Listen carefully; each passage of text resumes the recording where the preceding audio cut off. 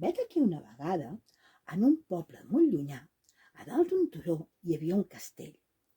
En aquest castell hi vivia el rei i la seva filla Joana. Els habitants del poble estaven una mica enfadats, perquè resulta que en el bosc proper hi vivia un drac i se'ls havia menjat tot el bestiar que tenien. Estaven tan farts que van decidir d'anar a veure el rei. La gent del poble va anar a veure el rei. Senyor rei, què farem ara? El drac se'ns ha menjat tot el bestiar i demà quan vingui, què passarà? El rei no tenia ni idea de què fer. Doncs no ho sé, va dir el rei. I de sobte la princesa va dir, ja hi aniré jo a veure aquest drac. El rei estava molt preocupat. Feia un mes que la seva filla havia marxat. Els habitants del poble van anar a preguntar-li.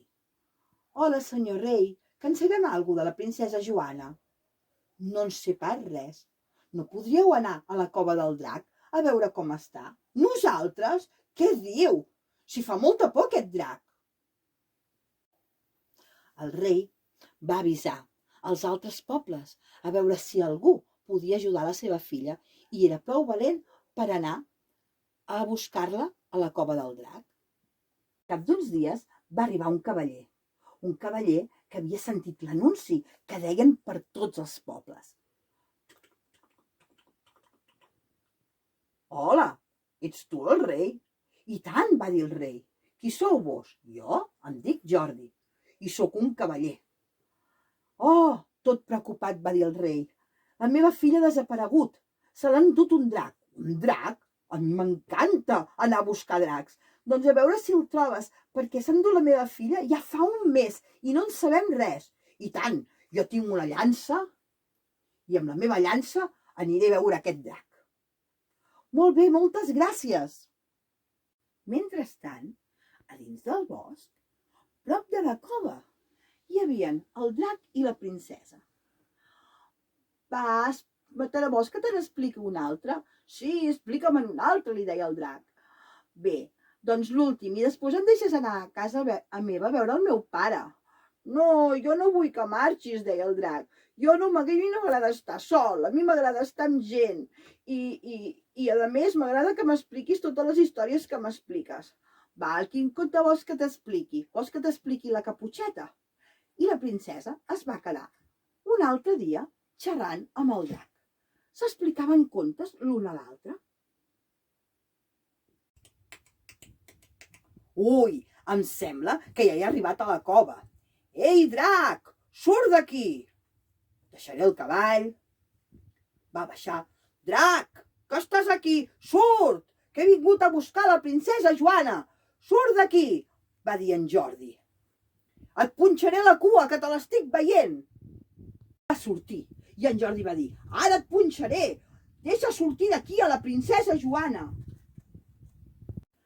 La princesa li va dir, tu qui ets? Que li vols fer mal al meu drac? Com que és el teu drac? No, és el meu amic drac, va dir-li la Joana. El Jordi estava molt empipat i se'n va anar cap al drac i li va clavar una punxada al peu. Ai! Va dir el drac.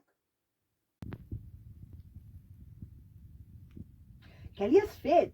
Li has fet mal, va dir la princesa. Mira quanta sang que li està sortint. Home, és que t'ha agafat a tu. Que no, li va dir la princesa. A mi no m'ha agafat ningú. Vaig venir jo perquè vaig voler. I a més, aquest drac l'únic que vol és que li expliquin contes, va dir la Joana. Mira quanta sang que li ha sortit. I sabeu què? De la sang que li va sortir, em va sortir una rosa. I aquesta rosa és una rosa especial, perquè és una rosa de drac. Mireu. Hola! De dins de la rosa va sortir un dragonet. Mira que bé, ara en tindrem dos de dracs. Ostres! A partir de llavors, cada 23 d'abril celebraven una gran festa, tots junts, els dracs i totes les persones del poble. I sabeu què? Es regalaven roses i llibres, molts contes com aquests d'aquí. i feien la gran festa del llibre i de la rosa. I vet aquí un gos, i vet aquí un gat, i fins aquí la història que us hem explicat. Esperem que us agradi.